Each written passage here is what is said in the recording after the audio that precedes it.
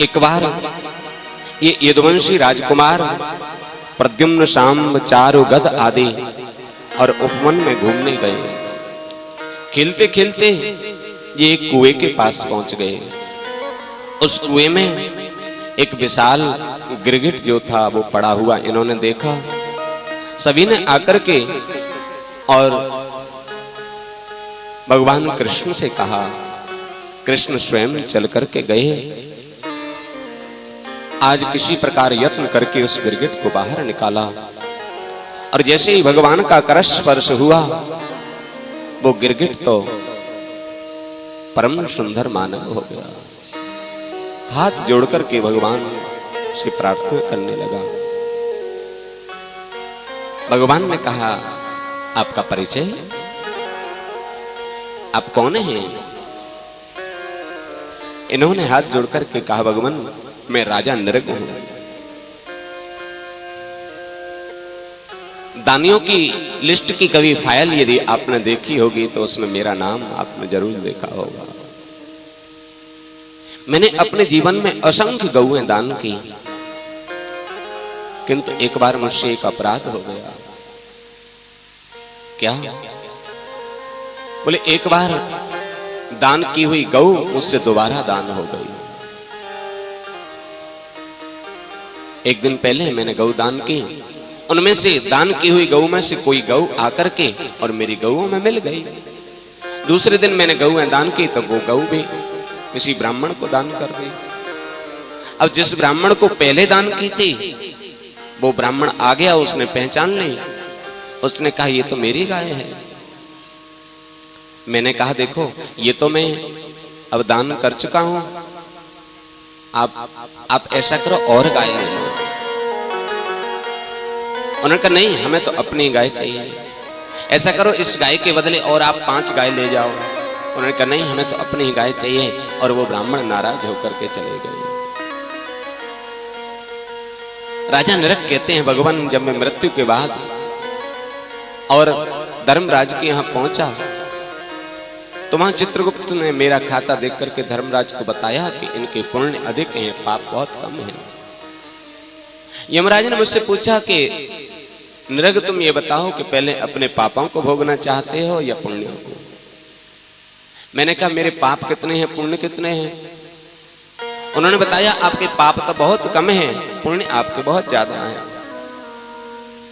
तो मैंने विचार किया कि पहले थोड़े से पाप हैं उनको काट लेते हैं, फिर आराम से पुण्यों को भोगेंगे। तो पापों की स्वीकृति मैंने दे दी। हुआ ऐसा कि उसके कारण मैं गिरगिट बन गया। अब गिरगिट बना पड़ा महाराज। जब से जीव जंतुओं को खा रहा हूं, पाप मेरे बढ़ते जा रहे हैं, पुण्य क्षीण होते जा रहे हैं। आज आपका कर स्पर्श हो गया, आपने बड़ी कृपा की, आज मेरा उद्धार हो गया। और भगवान को प्रणाम करके वो स्वर्ग लोक को प्रस्थान कर गए। भगवान श्री कृष्ण कहते हैं अपने बच्चों से, देखो बेटा हो तुमने इस घटना को देखा सुना?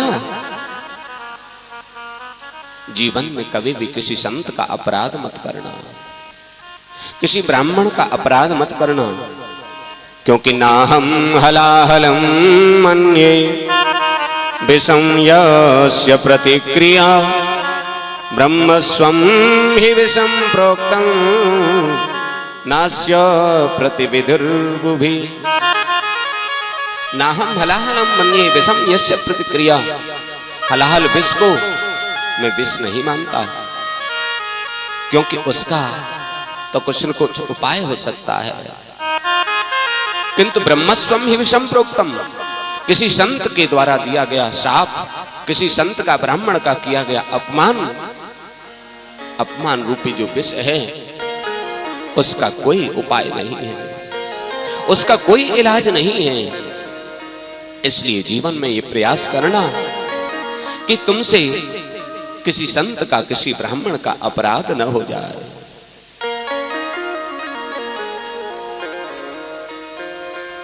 क्योंकि वो अपराध ऐसा अपराध है कि उससे तुम फिर पार नहीं जा सकते।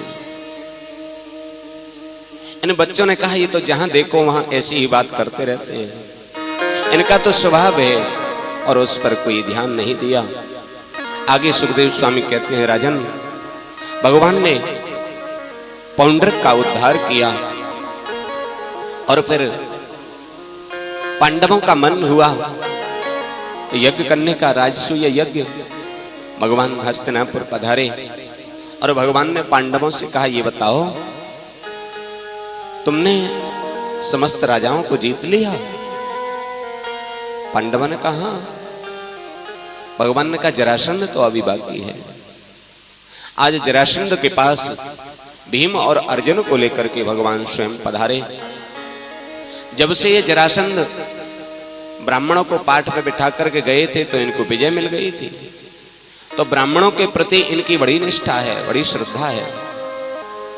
तो ये तीनों लोग आज ब्राह्मण बन करके ही वहां पधारे, ब्राह्मण वेश धारण किया। जरासंध ने इनका स्वागत किया और कहा, बताइए आपको क्या चाहिए, हम वही आपको प्रदान करेंगे। सुखदेव स्वामी कहते हैं, राजन, इन्होंने कहा, पहले आप त्रिवाचा भरे, वचनबद्ध होइए, तब हम कुछ मांगेंगे। इन्होंने कहा, नहीं नहीं, त्रिवाचा की क्या बात है, जो आप कहेंगे मैं दूंगा। इन्होंने कहा, नहीं। जरासंध ने कहा, ठीक है, दूंगा दूंगा दूंगा।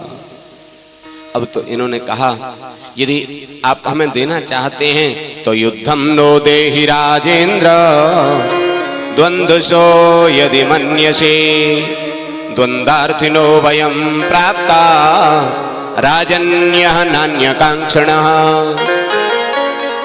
युद्धम नो देहि राजेंद्र, हमारे साथ युद्ध करो, मल्ल युद्ध, द्वंद्वसो यदि मन्यसे। जरासंध ने कहा, युद्ध और ब्राह्मण, ये तो कोई संगति लगती नहीं। ब्राह्मण का युद्ध से क्या मतलब, तुम ब्राह्मण नहीं हो, तुम अपना वास्तविक परिचय दो, तुम कौन हो।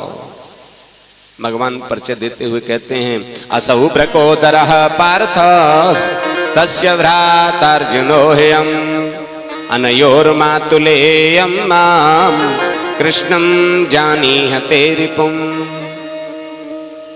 भगवान कहते हैं, असौ ब्रकोदरः, ये जो बड़े बड़े दिखाई दे रहे हैं ना, ये तो भीम दादा है, और तस्य भ्राता ही अर्जुन, ये इनके छोटे भाई हैं अर्जुन। अनयोर मातुलेयम माम, इन दोनों के मामा का बेटा मेरा भाई, और तुम्हारा पुराना शत्रु मैं कृष्ण। जैसे ही कृष्ण का नाम सुना, ये तो कांप गया अंदर से। 17 बार परास्त किया था भगवान ने, किंतु फिर बोला, कृष्ण तुमसे तो खैर में लड़ूंगा क्या, तुमको तो न जाने कितनी बार मैंने युद्ध से भगाया है। और ये अर्जुन भी दुबला पतला है, इससे भी क्या लड़ना है। हाँ, अयम तो वयसा तुल्यो नात सत्तो तमे समः, अर्जुनो न भवेत योधा भीमस्तुल्य बलो नमः। भीम जरूर मेरे समान है, इसलिए भीम के साथ लड़ सकता हूं। भगवान कृष्ण ने कहा, जिसको आप चाहो उसके साथ आप युद्ध कर लो। भीम और जरासंध का युद्ध हुआ, रोजाना युद्ध हो रहा है। रोजाना भीम जरासंध के 2 हिस्से करते हैं, फाड़ देते हैं बीच में से और फेंक देते हैं।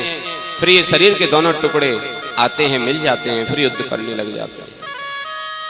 क्योंकि जरा नाम राक्षसी का इसको वरदान था। लड़ते लड़ते भीम परेशान हो गए, ये तो मरता ही नहीं। सुखदेव स्वामी कहते हैं, राजन, एक दिन युद्ध के बाद शाम को कमरे में भीम, अर्जुन और श्री कृष्ण तीनों बैठे थे। भीम ने कहा, कन्हैया? बोले, हाँ दादा। बोले, एक काम करते हैं, आज रात्रि को चुपचाप यहां से निकल लेते हैं। क्यों, क्या हुआ?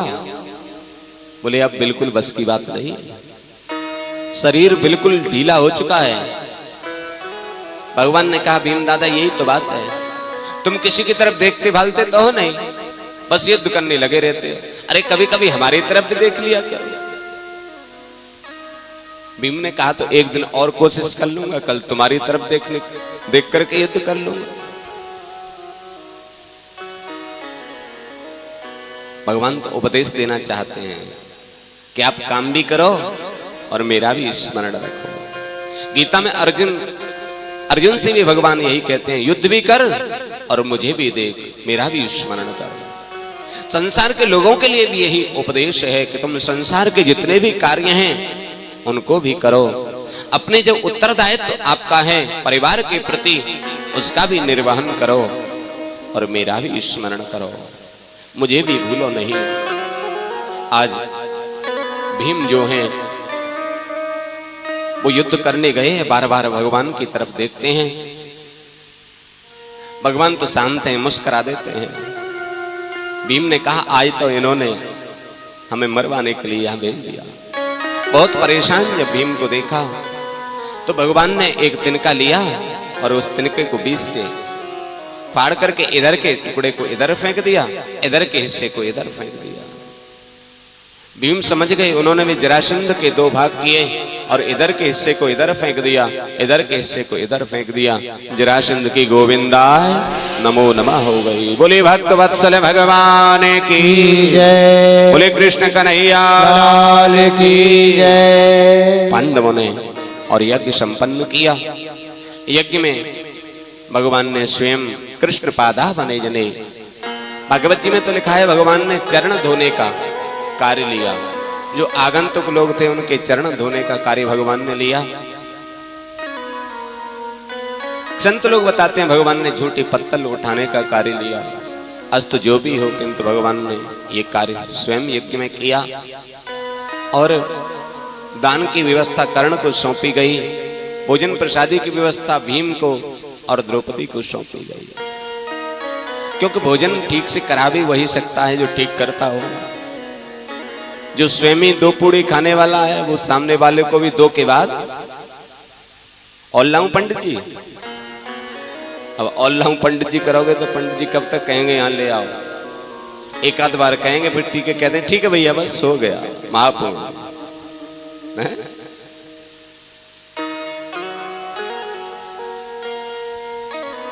और जो स्वयं ठीक ठाक भोजन करते होंगे वो कम से कम ये नहीं पूछेंगे और लाऊं पंडित जी, वो लेके जाएंगे, प्रयास करेंगे और एक ग्रहण करें। तो भोजन प्रसादी की व्यवस्था और भीम दादा को दी गई, बड़ा सुंदर और उनका आयोजन हुआ।